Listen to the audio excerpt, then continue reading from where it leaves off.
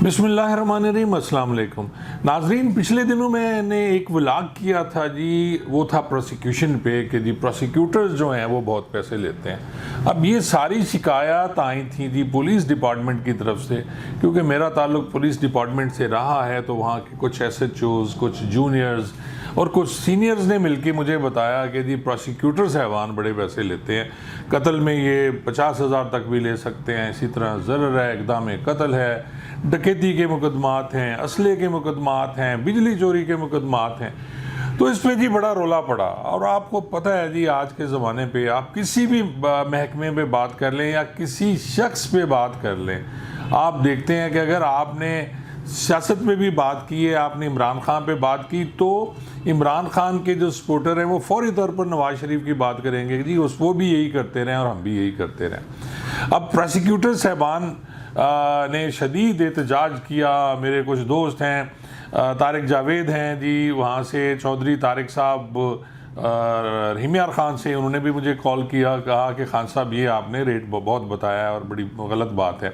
इसी तरह आसिफ हैं साहिवाल से, उन्होंने भी मुझे कॉल की और कहा सर ये बड़ी ज़्यादती है। और एक मुझे नाजरीन जो ये मुझे आया है जी, मेरे पास एक मैसेज है, ये ज़ुबैर मोहल साहब हैं, इन्होंने, ये मैं आपको पढ़ के सुनाता हूँ, बड़े मज़े का है, आप सुनेंगे फिर हम इस पे बात करते हैं जी। वो लिखते हैं जी, मोहतरम अजीज़ुल्लाह खान साहब, प्रोसिक्यूटर्स के ख़िलाफ़ आपका व्लॉग सुना, आपके बकौल 99.9% पुलिस करप्ट है। सिर्फ ये बात आपके पूरे व्लॉग को झूठा करार देने के लिए काफ़ी है। आलमी सर्वे हर साल करप्शन के आदाद व शुमार जारी करते हैं, लेकिन कभी पुलिस के टॉप करप्ट इदारों की फहरिस्त में प्रोसिक्यूशन सर्विस का नाम नहीं आया। वो कहते हैं जी प्रोसिक्यूशन का नाम नहीं आया, लेकिन पुलिस जो है वो बड़ी करप्ट है। और वो बता रहे हैं कि पुलिस और अदलिया सर फहरिस्त है इनमें जी। जिस महकमा प्रोसिक्यूशन की आप धज्जियाँ उड़ा रहे हैं, उनके 99% ऑफिसर्स पैसे नहीं लेते। ये वो मौल साहब कह रहे हैं। पुलिस में भर्ती होने के लिए रिश्वत, नौकरी अच्छी जगह करने के लिए रिश्वत, SHO थाना लगने के लिए रिश्वत, FIR चाक करने के लिए रिश्वत, मुल्ज़मान पकड़ने के लिए रिश्वत, बेगुनाह को छोड़ने के लिए रिश्वत, काबिल ज़मानत जुर्म में ज़मानत लेकर रिहाई करने के लिए रिश्वत, PFSA टेस्ट करवाने के नाम पर रिश्वत, ततीमा बयान में मुखालफिन को नामजद करने की रिश्वत, बरामदगी डालने या ना डालने पर रिश्वत, बरामदगी मेडिकल करवाने के लिए डॉकेट जारी करने के नाम पर रिश्वत, चालान का रोड कटवाने के लिए रिश्वत, दुरुस्त गुनाहगार मुल्ज़मान को चालान करने के नाम पर रिश्वत, चालान प्रोसिक्यूशन भिजवाने से पहले जानबूझकर कमज़ोरियाँ, कमियाँ, कोताहियाँ रख कर कमज़ोर चालान बनाने के नाम पर रिश्वत, और चालान पास करवाने के नाम पर दोनों फरीकैन से लाखों रुपए की रिश्वत। अब यहाँ ये आके कहते हैं कि जी ली ज़रूर जाती है प्रोसिक्यूटर्स के नाम पे, वो लेते पुलिस वाले हैं और वो पुलिस वाले ही खा जाते हैं। अब आगे ये फरमा रहे हैं जी कि पुलिस फिर भी मुस्तकीर और मुल्ज़मान दोनों से पैसे ले लेती है। ये कहती थी दोनों से पैसे ले लेती है। सवाल ये है कि क्या कभी किसी प्रोसिक्यूटर्स ने बिला वास्ता खुद किसी तफ्तीशी अफसर से पैसे मांगे?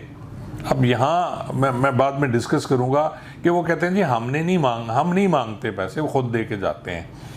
अच्छा, वो कहते हैं जवाब है नहीं, साथ में उन्होंने जवाब भी दे दिया मौल साहब ने, क्योंकि तफ्तीशी अफसर मुतलका क्लर्क्स को मिलता है। वो कहते हैं जी वो क्लर्क्स को मिलते हैं और उसको जमा कर, ये कहते हैं क्योंकि तफ्तीशी अफसर मुतलका क्लर्क्स को मिलता है और चालान उसको जमा करवा कर चालान जल्दी पास करवाने के नाम पर, एतराज़ात की फौरी तकमील के नाम पर, चालान की नकूल तैयार करके अदालत में पेश करने के लिए फ़ाइल के नाम पर, और अदालत के अमला को वसूली की फ़ीस के नाम पर चंद 100 रुपये देकर फ़ाइल फेंक कर चला जाता है। अब यहाँ चीज़ें नाजरीन मैं जो आपसे डिस्कस करता हूँ यहाँ आ जाती हैं। जैसे पीछे उन्होंने फ्रेश बताई कि हर काम की रिश्वत लेते हैं, मैंने कभी इससे इनकार नहीं किया।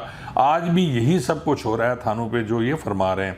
लेकिन जब इनकी बारी आती है तो इस पर ये कह रहे हैं कि अब ये कहते हैं जी क्लर्क्स को मिलते हैं, यानी जो पैसे लेते हैं वो क्लर्क लेते हैं और बकौल इनके जी तकमील के लिए, फ़ोटोकॉपी के लिए, बाकी चीज़ों के लिए 161 के बयान की फ़ोटोकॉपी होती है, तो उन सब के नाम पर वो कहता है जी चंद 100 रुपये फेंक कर वो चले जाते हैं। और जबकि एतराज़ात की तकमील 90% मुकदमात में प्रोसिक्यूशन के क्लर्क करते हैं।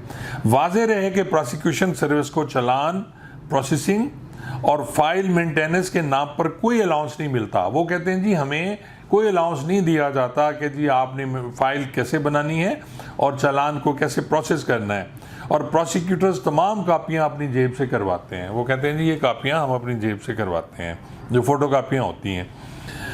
चोर के लिए सारा दिन जहाँ चोर होते हैं, और वो कह रहे हैं जी चोर के लिए सारा जहान चोर होता है, और यही आपने किया, क्योंकि आप भी बतौर SHO थाना भावलपुर रीजन में यही कुछ करते रहे, और तफ्तीशी अफसर प्रोसिक्यूटर के सामने पेश होने से कतराते हैं और SHO उसको अपनी तौहीन समझते हैं। पुलिस दिल से चाहती है कि प्रोसिक्यूशन सर्विस को ख़त्म कर देना चाहिए। पुलिस अफसरान अपनी SPs, पुलिस अफसरान अपने सीनियर अफसरान के लिए कमाई करते हैं और प्रोसिक्यूटर्स को कुछ नहीं देते। वो कह रहा है जी कि सीनियर अफसरान के लिए जूनियर कमाई करते हैं लेकिन प्रोसिक्यूटर्स को कुछ नहीं देते। और ये भी कह रहे हैं कि मंथली या हिस्सा ऊपर तक दिया जाता है। ये पुलिस में बजट में जो पेट्रोल और डीजल मिलता है या इन्वेस्टिगेशन के नाम से अखराजात मिलते हैं वो भी आला अफसरान की जेबों में चले जाते हैं। और फिर ये बताएं कि ज़मन में कितने SSPs के ख़िलाफ़ नैब में रेफरेंस दायर हुए। उन आपको करप्शन के पहाड़ में से एक छोटी सी कंकरी पर विलाग करने की बजाय पूरे क्रिमिनल जस्टिस सिस्टम के 2 शदीद तरीन करप्ट इदारों पुलिस और अदलिया पर बात करनी चाहिए, जिनको इस बार भी करप्शन की आलमी सनद हासिल हुई है। प्रोसिक्यूटर्स या सरकारी वकील लीगल इंस्पेक्टर्स की मचाई हुई हद की वजह से बदनाम हैं, क्योंकि उन्होंने हमेशा रिश्वतें लेकर चालान पास किए, और लेकिन आप उन पर बात नहीं करेंगे क्योंकि वो आपके पेटी भाई हैं। ये जी ज़ुबैर मोहल साहब थे जिन्होंने ये सारी तहरीर बड़ी लंबी चौड़ी भेजी मुझे, और ये ज़ाहिर है सोशल मीडिया पर भी लगाई होगी। अब मैं ज़ुबैर मोहल साहब को अर्ज़ करूँगा कि जनाब आप पे आज बात हुई है तो आपको बड़ी तकलीफ़ हुई है। इसी तरह हर महकमे में शुरू में भी मैंने बात की कि आप अदलिया पे बात कर लें, आप पुलिस पे बात कर लें, आप रेवेन्यू पे बात कर लें, किसी पटवारी के बारे में या तहसीलदार के बारे में बात कर लें, आप वापडा के बारे में बात करें, आप इनकम टैक्स के बारे में बात करें, आप कस्टम्स के बारे में बात करें। इवन मैंने अगर थोड़ा सा वो जो ट्रैफिक वार्डन्स हैं उनके बारे में लिखा तो सब ने मेरे ख़िलाफ़ लिखना शुरू कर दिया। यानी पाकिस्तान में आप किसी पे तनकीद नहीं कर सकते। हालांकि मेरा मकसद किसी की दिल आज़ारी नहीं था।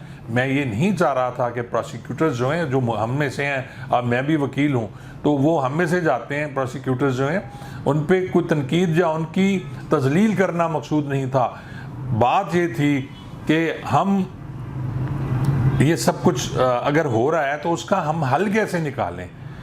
अगर वो मैंने रिक्वेस्ट की ज़मान वट्टो साहब जो सेक्रेटरी प्रोसिक्यूशन है, या मैंने खलीको ज़मान साहब से रिक्वेस्ट की, तो उसका मतलब ये था। इसी तरह मैंने DAG इन्वेस्टिगेशन जो है या एडिशनल IG इन्वेस्टिगेशन पंजाब होंगे या DAG इन्वेस्टिगेशन जो लाहौर हैं, वो मिल बैठ के इसका कोई हल निकाले ना। अगर पुलिस वाले शिकायत कर रहे हैं तो कुछ ना कुछ तो होगा। यहाँ ये भी कहा गया, जब मैंने एक सीनियर से बात की, उन्होंने कहा जी इन प्रोसिक्यूटर्स के जो वो निचले वाले होते हैं उनके पास होंडा सिविक है 2021-22 लेके घूम रहे हैं, मुबैना तौर पर जो उन्होंने कहा। मुझे हो सकता है गलत भी हो। तो करप्शन तो हर जगह है। यहाँ SHO जिसकी नौकरी 3 साल भी नहीं हुई वो भी किया लेके घूम रहे हैं, MG लेके घूम रहे हैं, या होंडा उनके पास होती है और iPhone 14 उनके पास है। इसी तरह जो ऊपर से आपने फरमाया, ये सारी बातें आपकी मैं मानता हूँ कि थाने लेवल पे हर तरह की करप्शन पाई जाती है, और फिर फंड्स खाने की आपने बात की, ये भी बिल्कुल सही है। मकसद मेरा ये है ये सब बोलने का, और मैं ये भी मानता हूँ कि जी मैं इसी, आपने कहा जी आप भावलपुर में रहें और आप ये सारा कुछ करते रहें, मैं तो मान रहा हूँ। बल्कि मैंने अपना एक व्लॉग भी किया था जिसमें मैंने कहा था कि जी अहमद नसीम साहब जो DAG थे, उन्होंने मुझे कहा कि जी आप पैसे लेते हो और ऊपर देते हो। वो व्लॉग आप देखिएगा मेरा, और उसमें मैंने कहा हाँ जी मैं लेता हूँ और ऊपर भी जाता है फिर उसमें भी उन्होंने जिक्र किया था उस वक्त कि जी 200 रुपये कत्ल के चालान का लगता है, तो मैंने कहा नहीं जनाब, उस वक्त 1000 रुपये। यानी मैं 90s की बात कर रहा हूँ, 1995 की, 1996 की बात कर रहा हूँ। उस वक्त कत्ल के मुकदमे में 1000 रुपया लिया जाता था और टांग रख के लेते थे। तो आज भी तो लिया जा रहा है जनाब। आप ये ना कहें कि आप सारे बिल्कुल पाकीज़ा हैं और आपने कह दिया कि हम 99% जो हैं इसमें जो हैं वो ईमानदार हैं और 1% जो है वो आप में से कुछ पैसे लेते हैं। तो मैं आपको ये बिल्कुल नहीं कहूँगा, हो सकता है आप ईमानदार हों, लेकिन जितनी आपको पे मिलती है उसमें आप गुजारा करके दिखाएं। चीख उठते हैं, पुलिस वाले भी गलत करते होंगे, मैं ये नहीं कहता कि पुलिस वाले गलत नहीं कर रहे हैं, वो भी ले लेते होंगे पैसे आपके नाम पे और हमेशा लेते हैं, पुलिस का यही काम है।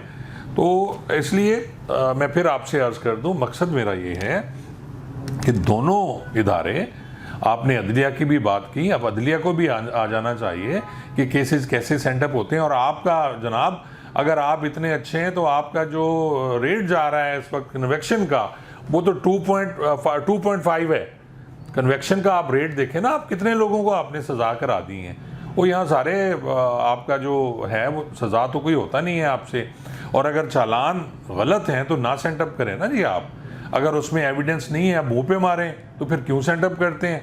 पहले आप सेंटअप नहीं करते और जब आपको कुछ मिल जाता है तो फिर वो चालान वही चले जाते हैं और मुल्ज़मान उसमें बरी हो जाते हैं। तो मकसद किसी की तजलील करना नहीं, मकसद ये है कि इज्तिमाई तौर पर ये सारे सीनियर्स और आप सब मिल के बैठे हैं, DPO साहबान मिल के बैठे हैं, जो आपके डिस्ट्रिक्ट प्रोसिक्यूटर अफसर हैं वो बैठे हैं और इसका कोई हल निकालें, ना कि सिर्फ मेरी उन बातों पे तनकीद करें या आप मेरी ज़ात पे कीचड़ डालना शुरू कर दें।